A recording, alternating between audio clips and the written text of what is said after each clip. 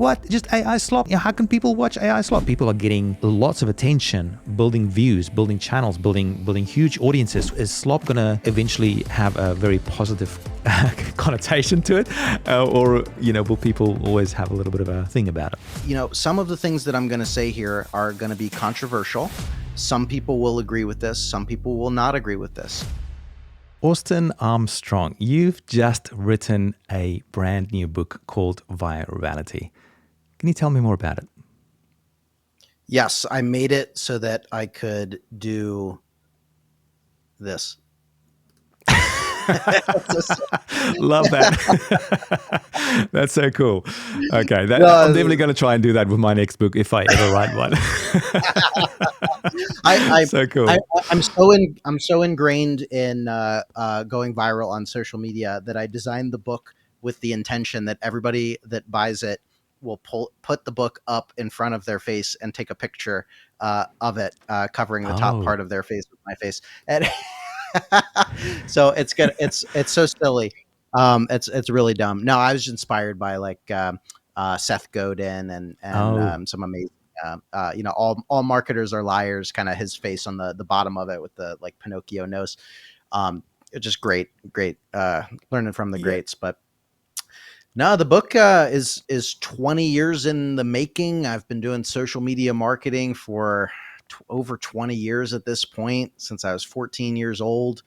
MySpace, I had hundreds of thousands of followers on MySpace, and was able to monetize that in several different ways. And my mom thought it was illegal, but never got caught, never got in trouble. And it's just kind of evolved over the last couple of decades at this point. The platforms changed, the formats of content have changed, but a lot of the principles of what gets reactions online, how to trigger emotional responses remains the same. And engagement is the underlying factor of how to go viral. And I have millions of followers online across every platform. I've gone mega viral on basically every platform myself. I ran an agency for 12 years and was able to repeat a lot of these processes. And I just wanted to take everything that I've learned, every lesson, every tactic, every strategy, and turn it into this book, which is a playbook for you. Awesome. I just love that. And I want to really dig into the strategies for that. Because when I came across you the first time, I was just like, who's this guy? Like, how has he been able to get all this huge followings on not just one platform, but multiple ones? And that really, really intrigued me. So I'm really very, very excited to dig into that more and get into some specifics. Before we do that, I wonder if we could just show or tell our listeners and viewers where they can find the book already. We'll come back to it again towards the end, but maybe just for now, where can people go best to find the book?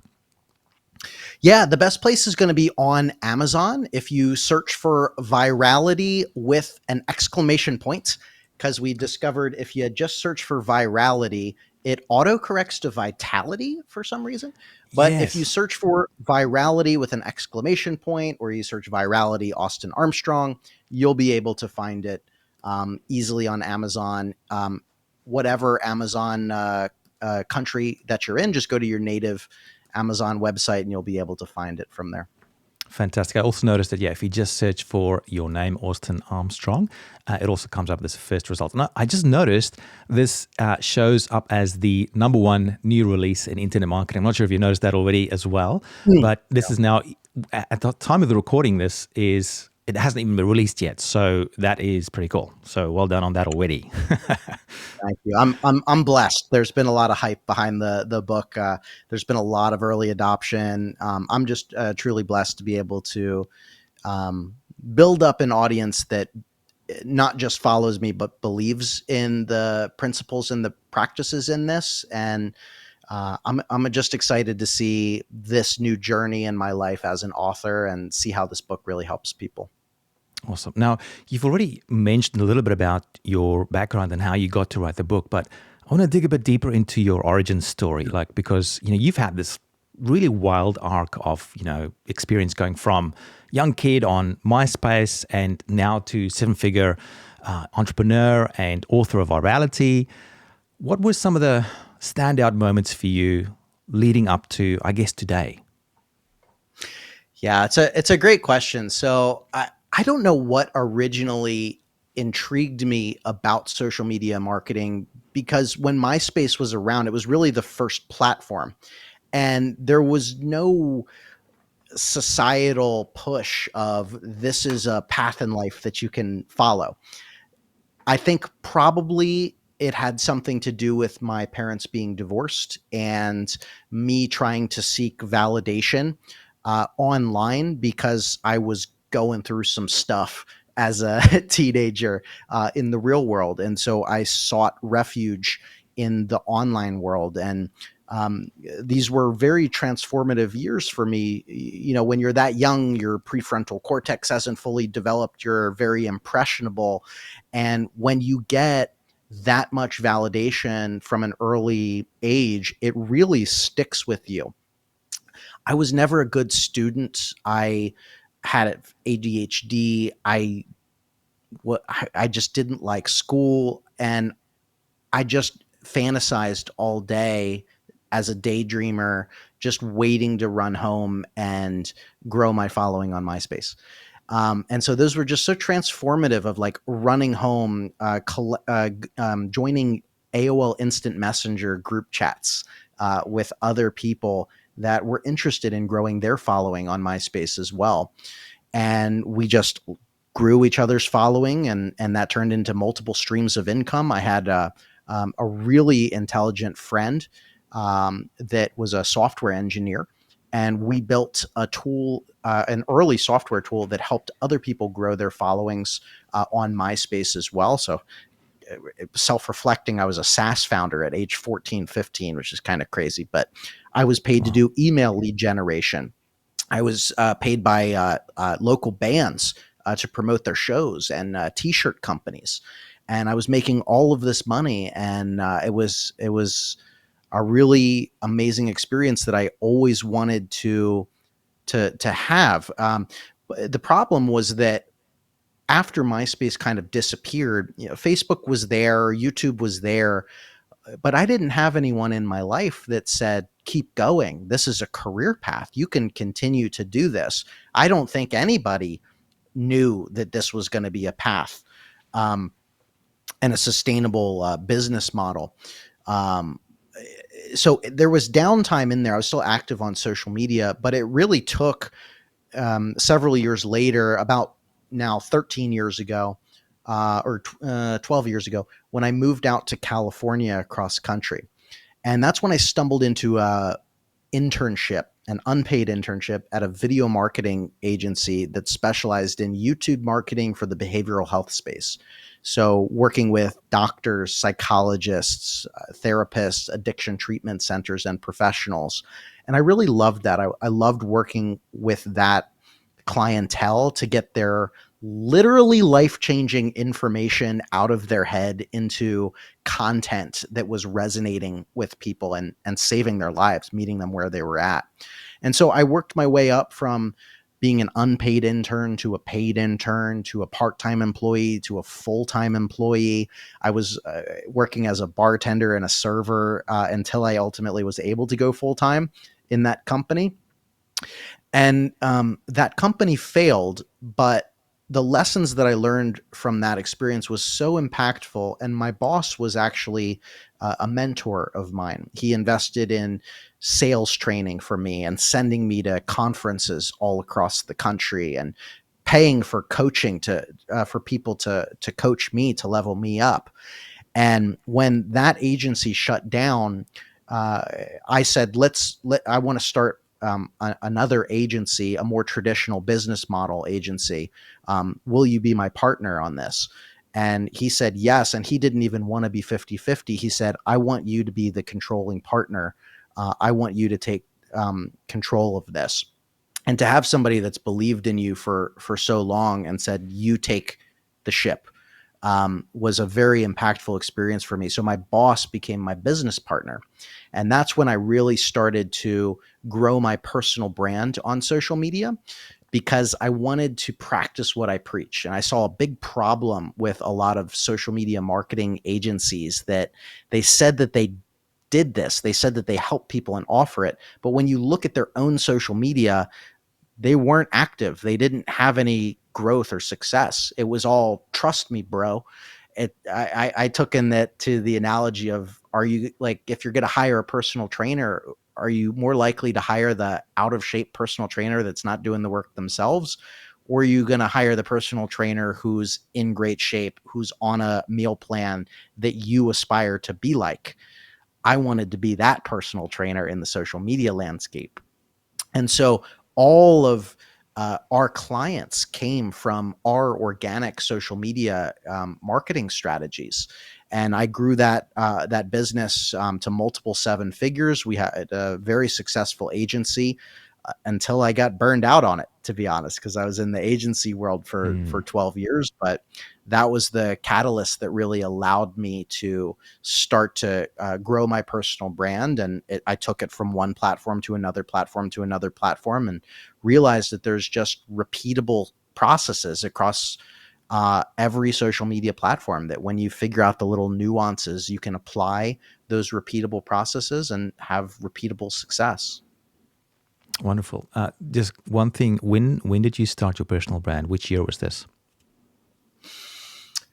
That would have been around 2016, 20. How old was I? 20, Okay, so you're in your early 29, 20s or something like that. 20. Yeah, I was 29. So it would have been 2018, 2019 is when I All right. Okay. started that Okay. So not agency. Yeah. crazy long ago, but I guess what is it? We're 2025 now. So time Yeah. flies. Okay. All right. So you've gone through this experience with the healthcare space, going into the agency, starting your own, personal brand, but then doing your own agency as well, and building massive followings already. But then there was a bit of a turning point for you at one point, right? You had, I'm not sure if you like talking about it, but I think I'd love to just go over it quickly, Yeah. because I think this happened to me as well, through a partner that I worked with, and it was kind of devastating. But I think the difference, and we were able to recover, and I'll tell you what it was in a second. But you were able to recover from this as well, and this is why I want to bring it up. And that's I don't know which year this happened, but you built your original TikTok following to like 600,000 followers, right? And like 5 million likes or something like that. A huge success. And then you wake up one day and go, it's gone.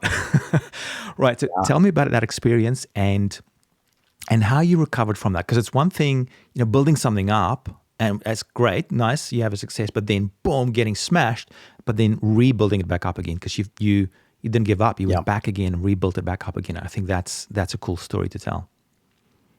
Yeah. You never want to have all of your eggs in one basket. And so the vast majority of my personal brand and my business and where the leads were coming from was TikTok. And I was very much the TikTok guy for a long time. It led to podcasts. It led to public speaking engagements. It led to all kinds of really cool opportunities in the TikTok space. And yeah, I think the first time, so I've actually been banned. Well, that first account had been banned about 5 times. It got banned, I got it restored, it got banned, I got it restored, back and forth. But the first time that it was banned was really scary, because all of a sudden you're living pretty, your business is going well, you're getting more leads than you can handle, and then outside of your control, your account gets shut down. And for anyone that's curious, they don't tell you why. I wasn't doing anything wrong, and I stand by this. I was creating digital marketing content and sharing useful websites for business owners and entrepreneurs, and they flagged it as spam or something like that. It's just educational content. There was really no reason that they should have banned me in the first place. Neither here nor there. When they banned me, even though I got it restored, I had that epiphany of I need to figure out these other platforms. I cannot just be the most active on TikTok. And so that's when I went to my so TikTok had been banned in India and YouTube Shorts had just rolled out. So YouTube Shorts was a big opportunity. And I was active on YouTube. I was just dumping everything um, over to TikTok, over to YouTube from TikTok. In fact, I had about 5,000 subscribers, but it was about 600 videos that I dumped over there. And so I went to my good friend Jeremy Vest, who, if you haven't heard of him, he's one of the best YouTube I know Jeremy. strategists and Yeah. experts in the world. Jeremy is Genius guy. amazing, Yeah. absolutely genius, very shy, very humble. And so we got together and we were like, we're going to figure this out together. And so literally every day we got together for at least an hour, sometimes a little bit longer. We studied each other's videos. We gave feedback. We studied other videos on YouTube. We studied in every niche. We studied what are their titles? How long are the videos? How long are the opening hook shots? How often is a new scene happening? Does the ending of the video loop back? Is there language spoken or no language spoken? Is it visually driven? Is there subtitles on the screen? Everything that we could possibly analyze and test and apply and learn, we tested. And it only took like a month of this until I had the sort of epiphany of, well, why am I just dumping everything from TikTok over to YouTube? Let me try just posting the videos that were performing best organically on TikTok. And that happened to be a series that was These 5 Websites Feel Illegal to Know, kind of a skit where I'm talking to myself and sharing a website and reacting in a silly way, over exaggerated. I And think that's how I saw you first. Actually, one of your videos got served to me, and I was like, this is cool. You know, showing like, don't use these are was it something like these are 5 illegal sites you shouldn't be able to use, or something like that. It was along those lines. Exactly. And that was a series that was working really well for me on TikTok. And then when I decided to only post those videos and nothing else on YouTube, that's when the algorithm really unlocked on YouTube for me. And so the one video did 21 million views and drove 300,000 subscribers. Amazing. And so on YouTube, it took 3 years and 600 videos to get to 5,000 subscribers. And then in a 3-day period, it went from 5,000 to 100,000 subscribers. And that video unlocked all of the other videos on my channel. And so I continued to double down on those videos and those titles of videos. And now I have about 640,000 YouTube subscribers or something like that. And so even though I got my TikTok back, then I was really bullish on YouTube. And then I kind of just systematically followed that same approach of just studying what's working on each individual platform, getting better with my content, and growing and growing. The last 2 to 3 years, surprisingly, it's been Facebook, which is where I'm getting the most traction. But I since I lost my TikTok account. Ultimately, it was as high as I think about 860,000 followers. But you kind of get numb to getting your accounts deleted after a while, because but when you have the strategies down, you build them back up. So I very much practice what I preach in the book and what I've practiced for everybody. So right now I'm back up to about 330,000 followers on TikTok. I'm currently hitting a stride. I'm gaining about 15 to 20,000 new followers on TikTok a month. It's growing quite quickly. Nice. So I'm sure I'll get back up even further than I was before. The story you told about how sort of 3 years you were working on YouTube, and then all of a sudden things took off, right? I was just interviewing Pat Flynn a while back for his book on lean learning, and he had a very similar story with his short pocket monster experiment that he ran. I think he did 35 videos, and none of them went viral. There were only like a few hundred, maybe a couple of thousand views. Video number 35 got 700,000 views. Boom.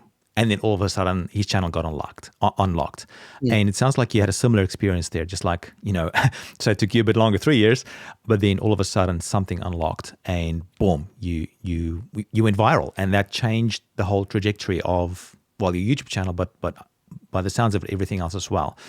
So it's really cool to hear that you didn't just go viral on day one, and also that you've had success, but then, with TikTok, got smashed, but then rebuilt it back up again. So in other words, this is not your first rodeo. You've done this over and over again. And I think that's what I really love about you.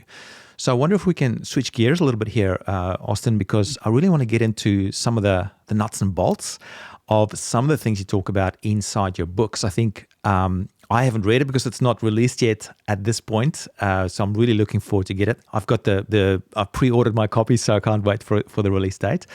But from the notes that I've read about the book, there's a few things that you cover. So for example, there's, and maybe you can share some of it that you're willing to share. But one of the things that stood out to me was that there's a formula that you have in there for creating share-worthy videos, because it all comes down to the content, right? Look, if you don't have great content, then it's really difficult to go viral. I think it's called the START video formula. Do you want to dig into that a little bit and tell us just sort of a bit of an overview of, what is that formula? How do you use that for helping your videos go viral? Yeah, absolutely. And I'm an open book. I'm happy to share everything in here right now as time permits, all of the secret nuts and bolts and strategies. I'm in. Yeah, the START video framework is a framework that I've developed from well over 10,000 videos, just studying everything, learning from the best, applying, creating content for myself as well as multiple niches. And what it stands for is the S stands for stop the scroll with a powerful opening hook. Don't talk about yourself, y'all. Sorry to burst your bubble. We live in a attention era where there's infinite content coming out there. So stop the scroll with a powerful opening hook. We just mentioned one of the ones that I do. These 5 websites feel illegal to know. Or if you stack these 3 websites together, it's going to destroy the internet. Or a recent series that I've been doing is ChatGPT Secrets You Should Know, part X, Y, and Z, part 29 I'm on right now. So it's a scroll stopping hook.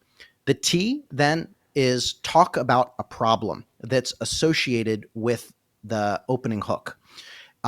This is how you're going to increase the view duration and hold their attention and create the curiosity gap. When you talk about a problem that's relatable to that audience, they want to continue to learn more. It's kind of delayed gratification a little bit, which shout out to Pat Flynn, you just mentioned. I coincidentally just was studying his short pocket monster. Brilliant framework. Okay.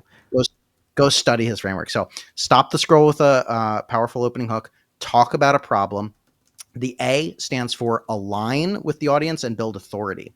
So this is where you can briefly mention yourself, share that you overcame this, share that you've helped somebody overcome this, that you are the trusted authority to talk about this problem in the first place. Then the R stands for resolve that problem with actionable advice. The best marketing lesson that I ever learned is to give your best information away for free. So the R in the framework is really going to be the meat of the content. Just give the answers, give amazing information to hold their attention, deliver incredible value that they can't scroll away because they feel like they're going to miss out. And then the T is tell them what to do next. Call to action. Click that link in my bio and schedule a call with me, or follow me if you want to master ChatGPT, or share this with a friend who needs these websites. Just a single call to action. But if you follow that framework, it helps you stay dialed in with the best practices to stack the odds in your favor. So many content creators just scattershot and try anything that they can with no real strategy. But if you just follow a framework like the START video framework, you're much more likely to stack the odds in your favor that your video is going to stop the viewer, qualify the viewer, hold their attention, give them incredible information, and then a call to action to tell them what to do next so that they keep coming back. Love it. So just to go through that again, the start video formula or framework. The S is for stopping the scroll. The T is for to talk about the problem. The A is for align with the audience and build authority. The R is to then resolve that problem. So you give the solution there as well. So you close that loop. And then finally, you call them to action, tell. So T for tell. To tell them what to do next. So stop, talk, align, resolve, tell. I love it. It's sort of reminiscent of the old AIDCA formula or AIDA formula that I tried to track down who was the originator of that, and I couldn't find it. It sounds like nobody really knows who came up with that. So it's from an age-old formula. But I love how this is specifically applied to short form, because I think short form is it's a thing in and of itself and unique. Like back in the days of Vine, it was it 5 seconds or something? But now we got a little bit more time. 7 seconds. Yeah. Okay. So is it okay if we dig a little bit more into from my own experience, but also from what everyone else is talking about, which is probably the 80-20 of that whole formula. And that would be, from my point of view, the stopping the scroll, the hook. Everyone is talking about this, how important that is. So you mentioned a few examples of things you've done, but you can it's easy to just go to ChatGPT and say, hey, create a hook for me, blah blah blah, and then it spits out a bunch of things. But is that enough? Or is there? Do you have any insider tips and knowledge or experience based on what you've learned to come up with those hooks? Because I've done it before myself, where I go to ChatGPT and say, hey, find me some hooks here, make sure it's awesome, make sure it's what people want to watch. But then I get it and I go, it's like I've even tried it. It's like, it doesn't really do anything. It seems to not have any spirit or heart or soul, and so I think there's something else there to. It's not called a hook for no reason, right? It has to hook people mentally, emotionally, spiritually, whatever you want to call it. What are your thoughts on that? Like, what can you give us a bit of a lowdown on, like, if you want to become a master hook generator, what would you do? Yeah. How would you help people with that?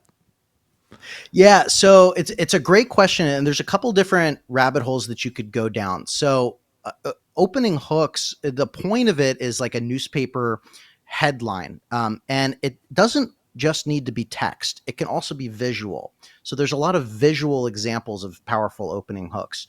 I love examples of that restaurants are using right now, where it'll start with like a car, like as soon as you swipe up to it, the car hits a bicycle, and then they use the concept of cut on motion to like slam back, like as if they're the bicycle, and then they fall into their restaurant, and they'll say like, "Gosh,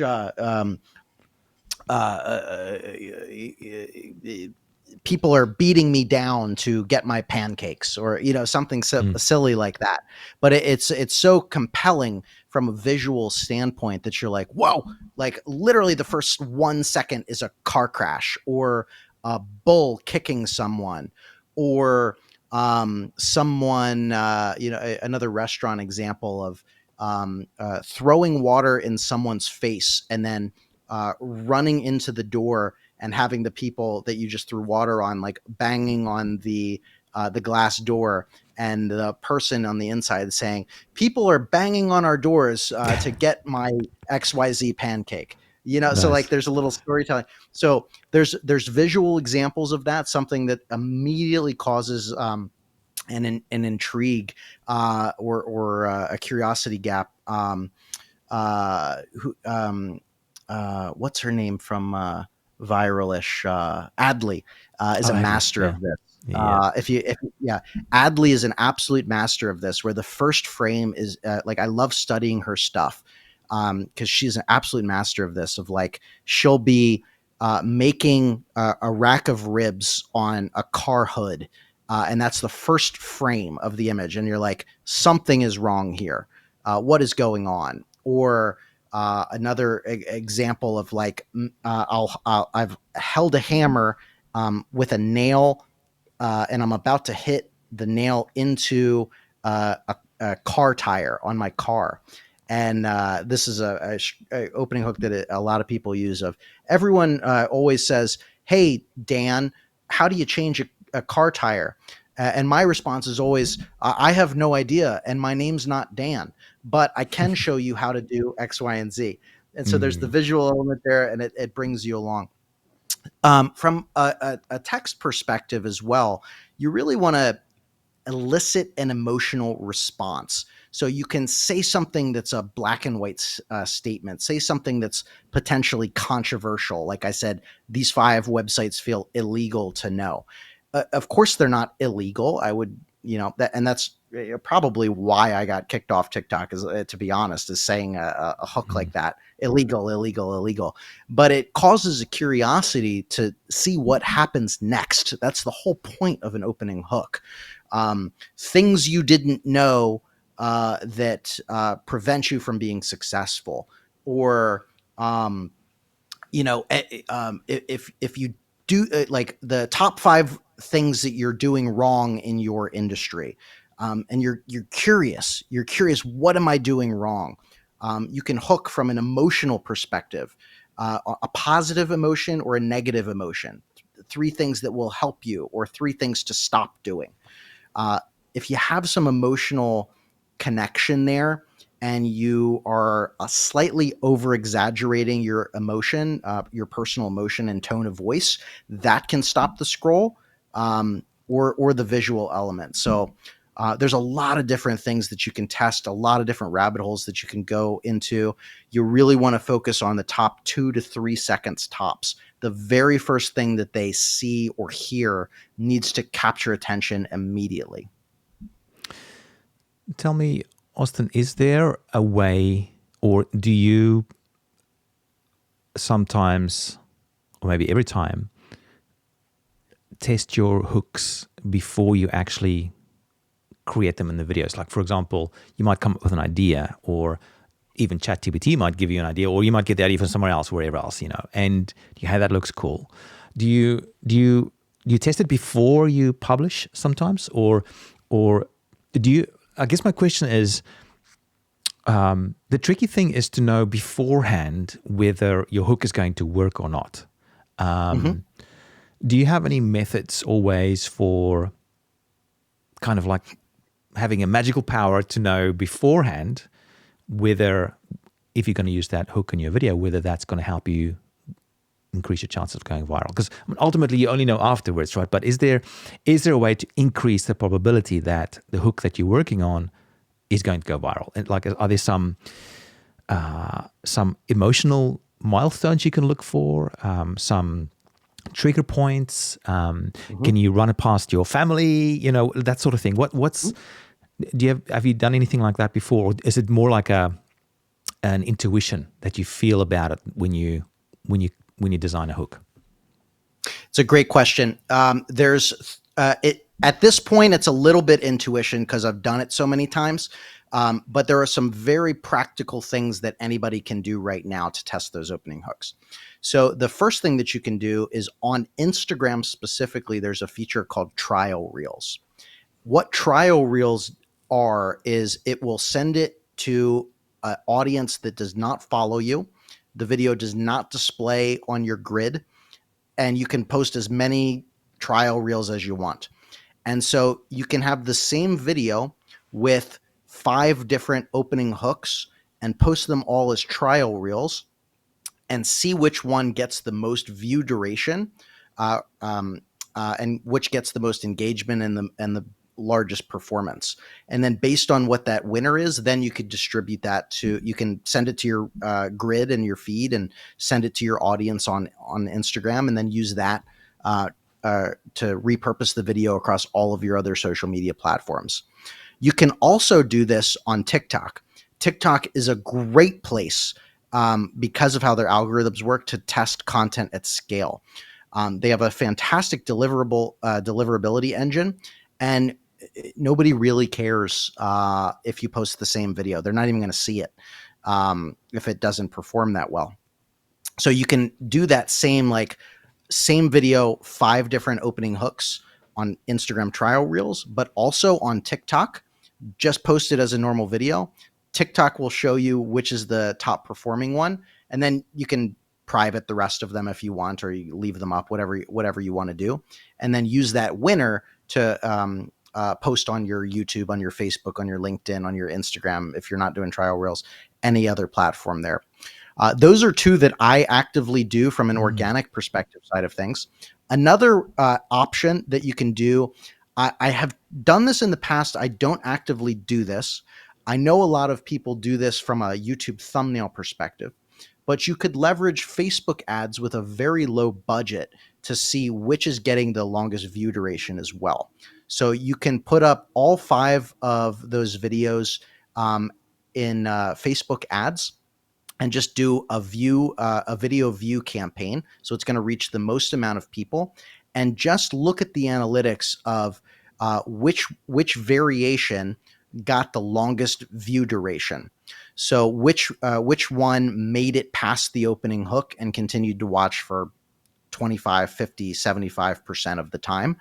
And then it's that's not going to reach any of your audience that really matters, because you can just set up whatever targeting that you want on that. And so for very little money, like $1 a day, you can figure out which video is going to perform the best, that perspective. And so that's a couple different options for you. Genius tips. Thank you. I knew about the Instagram, what's it called, drafts or something. I haven't tried it, but a few people trial reels. A few people have told me about it. The TikTok one is sort of a new approach that I didn't consider, but that sounds brilliant, because if they don't care that you're publishing essentially the same video, but you just change your hook, that's neat. I love that. And then the Facebook ads one. Tell me, Austin, just when you started answering this previous question about hooks, you mentioned that your intuition is already kind of quite well developed because of stuff you've done already. But if you were to give advice to someone who's doing short form video and they want to really hone in their intuition and train their intuition on how to just know whether a hook is going to be good or not, or have a pretty good feeling about a hook, what would you advise them? Like, how would you train and hone in that intuition so that you become like a master of hooks? It's just reps. It's just more at bats. It's more throwing the basketball in the net. The reason Steph Curry is so good at shooting threes is because he's practiced more threes than anybody else in the NBA. He wakes up earlier. He posts. He makes more shots. That's all it is. It's getting in the reps. Intuition comes from experience in this circumstance. I know what is going to perform really well, and I have a gut feeling of what's probably not going to perform really well because of past experiences.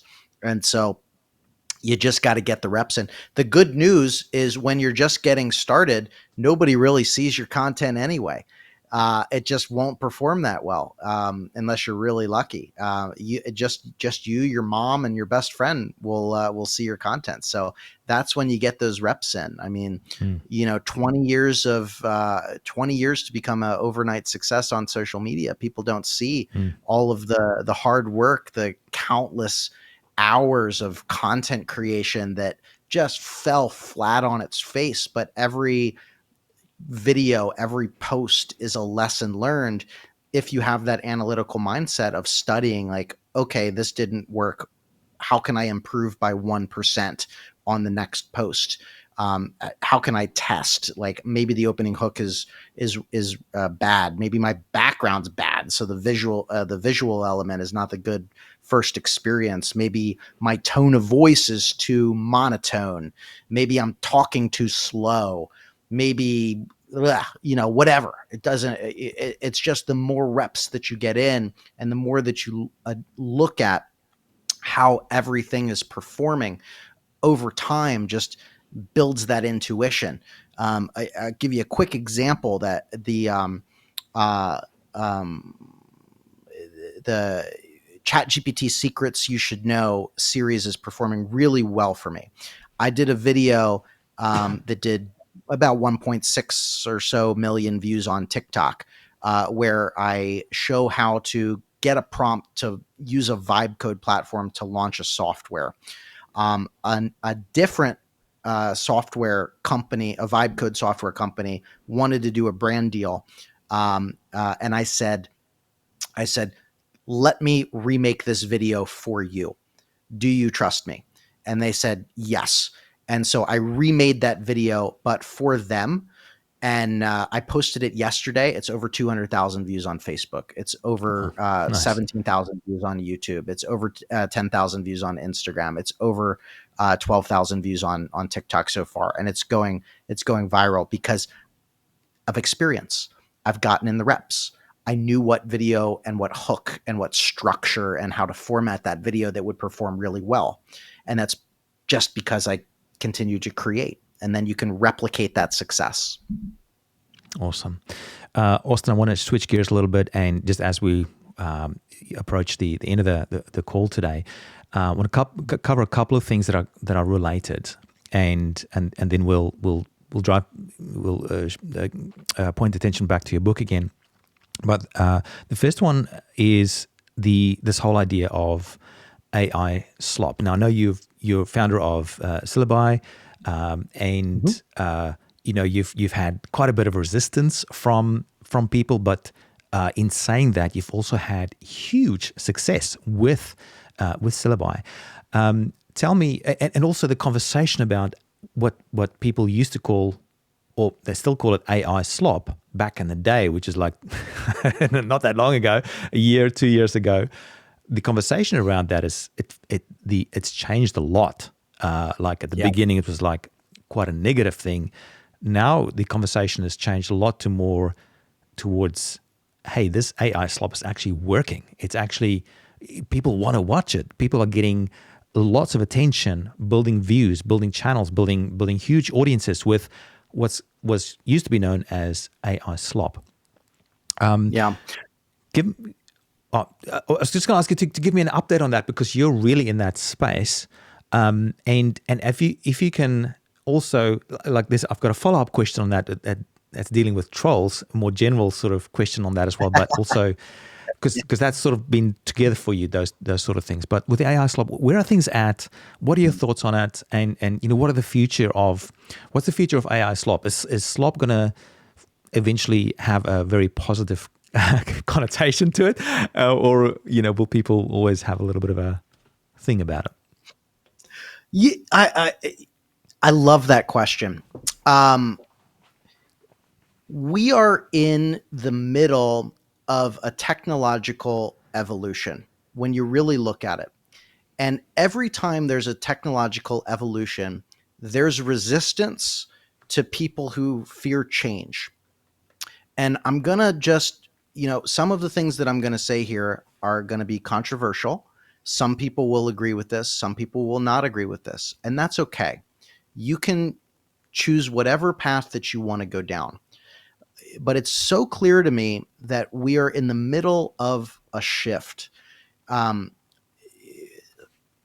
Before the printing press, there were scribes that hand wrote transcriptions from one book to another book. Scribes hated the printing press because they felt threatened of their job, but they eventually adopted it. The horse was the primary form of transportation until cars came out. And there were so many people that ran horse and buggy oriented companies that said the automobile is a fad. It won't be a successful until it is. Photography has evolved over the years. The pencil became the pen. In every technological advancement, there's always been resistance until it becomes the new norm, especially when you're an early adopter in some space. There are so many creators and artists that don't like AI. Transparently, I understand the argument of it being trained on data without your consent. I understand that is not cool. Okay. We have to accept the reality that we're in. here. There's no going back. The cat's out of the bag. I have family members that refuse to learn the internet, and now they're in a situation where they feel lost in the world.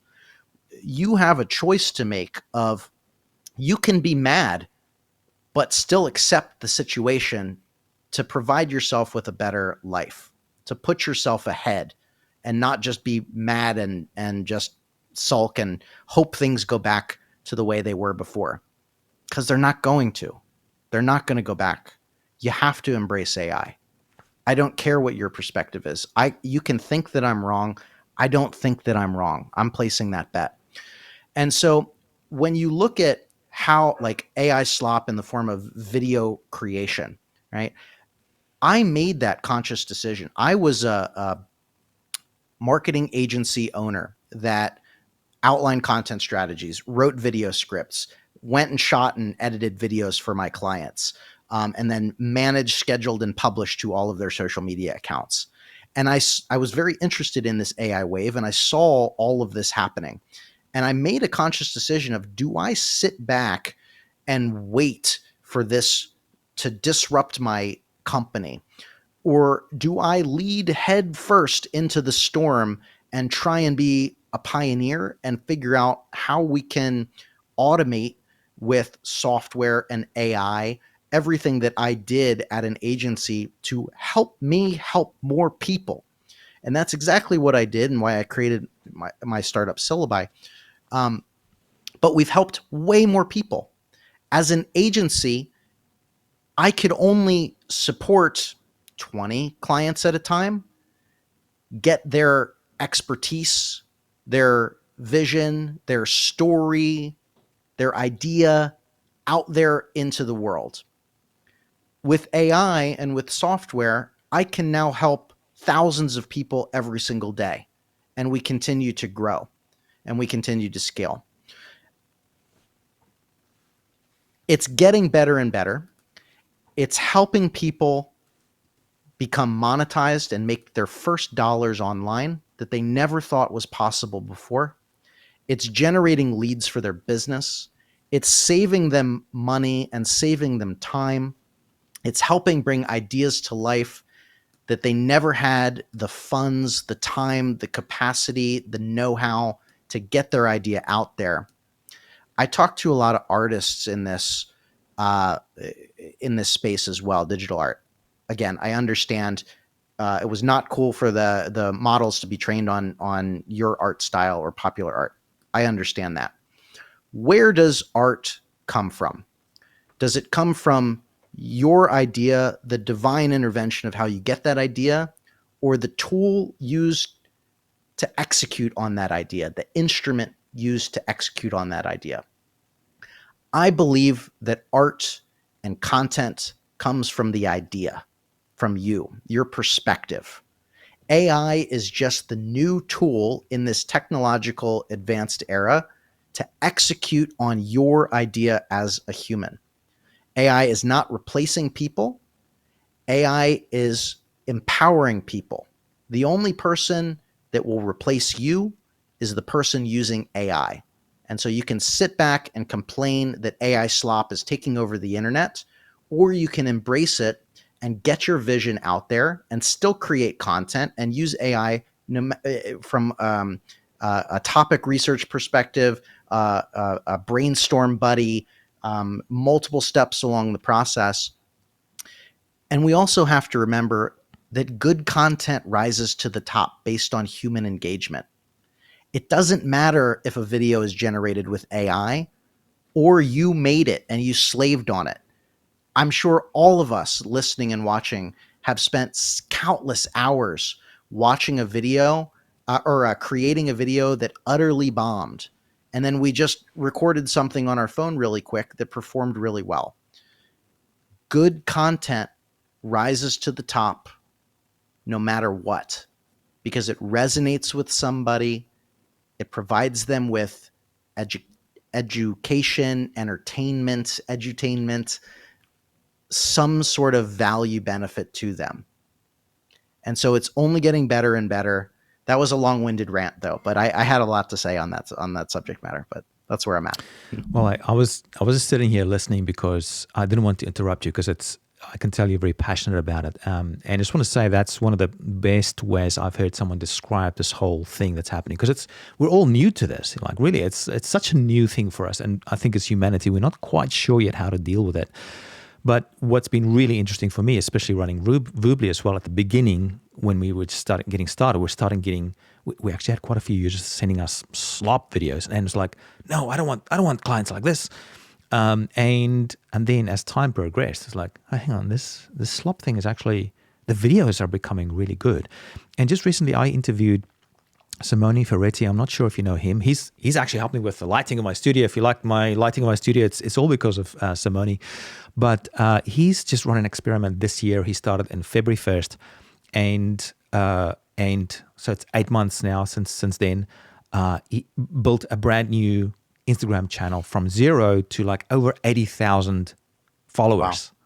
With just AI content. Like, it was his avatar. He doesn't even touch it. Like, he set it up with his nice studio and everything else, to get an image and the initial training in. But he's actually got a team running the whole thing for him. So he's got nothing. He doesn't do anything to build that. He's got over 80,000 followers on there. And you think, what? Just AI slop? How can people watch AI slop? And the reason is because, like you say, it's the idea is coming still from humans, but ultimately it's what people respond to and what they resonate with. And so it's really interesting. It's a very interesting thing for me to follow. I'm also in the AI space, just like you. And by the way, if people are watching this and wondering what's the Syllaby thing, go and check out Syllaby. Syllaby, is it just .io, right? Or does the AI one work as well? We own all of them. .io okay. is it'll all redirect to .io, Okay. but we own Cool. .com. I've tried the software, guys. Awesome software if you want to be creating these videos that are a little bit more automated.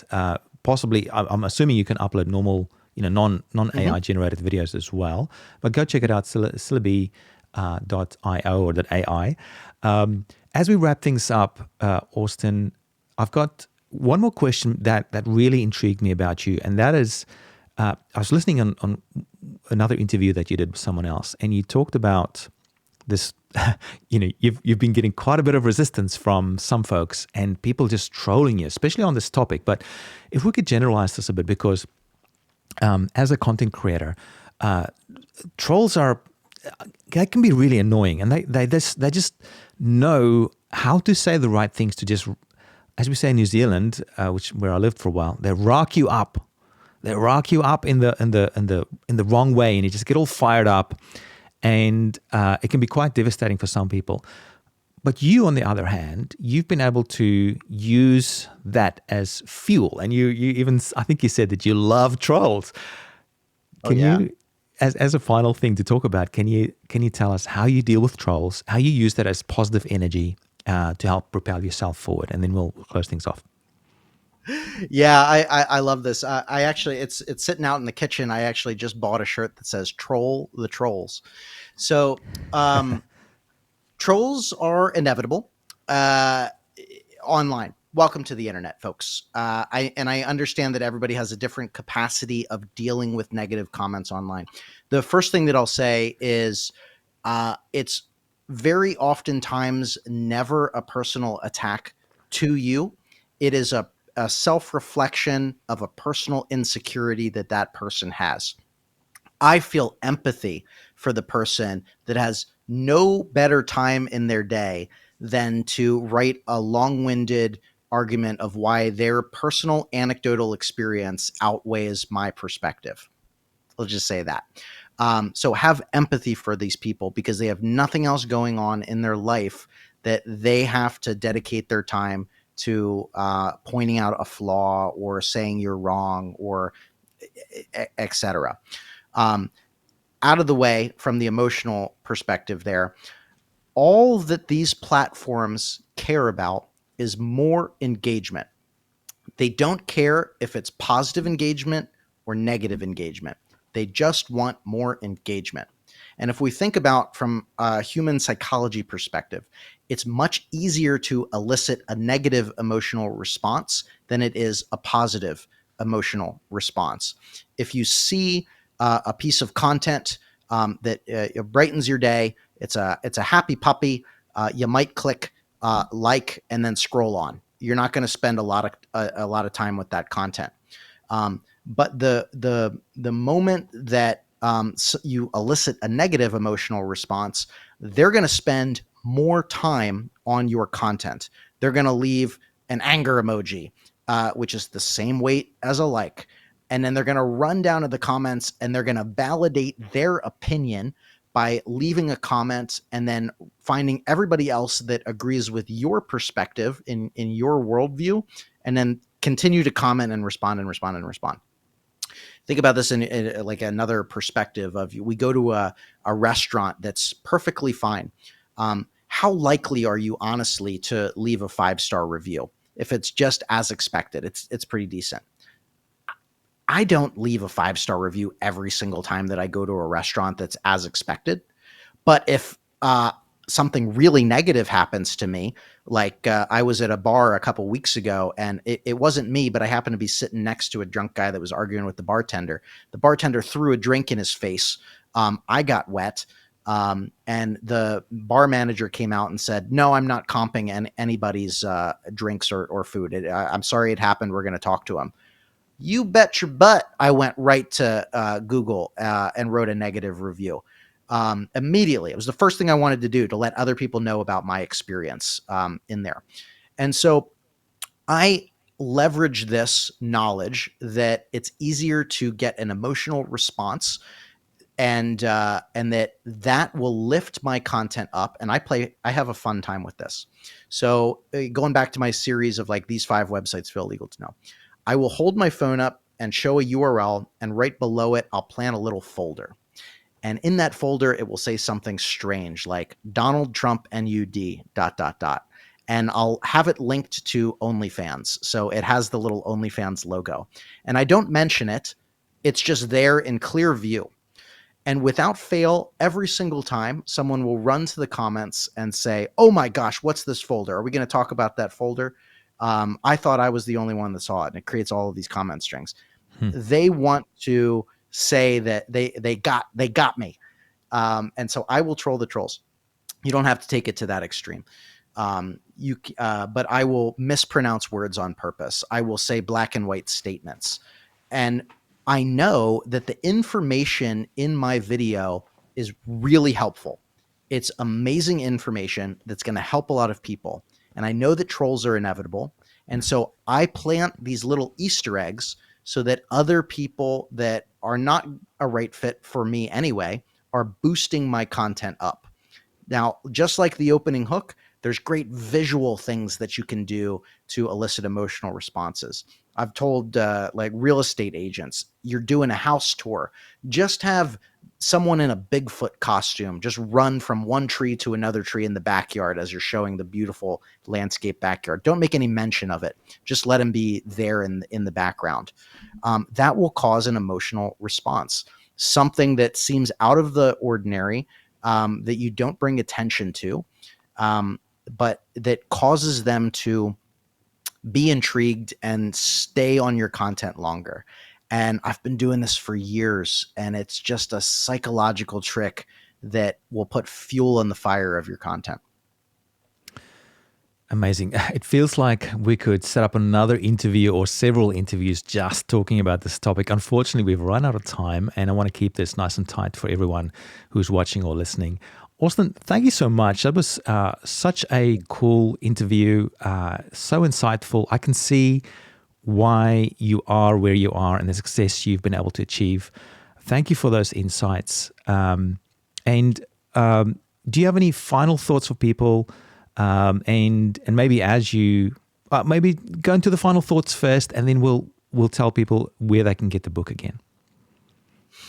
Just get out of your own way and stay consistent. That's the most important thing, is consistency over time compounds and allows you to accomplish anything. And by staying consistent and applying the best practices, as long as you enjoy what you do, you're your own biggest cheerleader, you're going to be able to accomplish anything. It's become my mission to just provide the tips, tools, and strategies to help you change your life and make a lot of money online. And I hope this was helpful. Awesome. Thank you so much.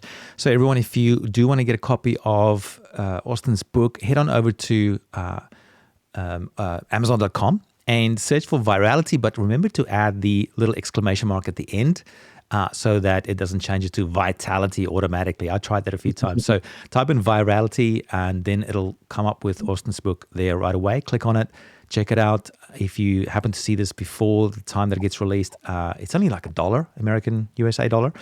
Grab it. I've already bought mine and I can't wait to read that.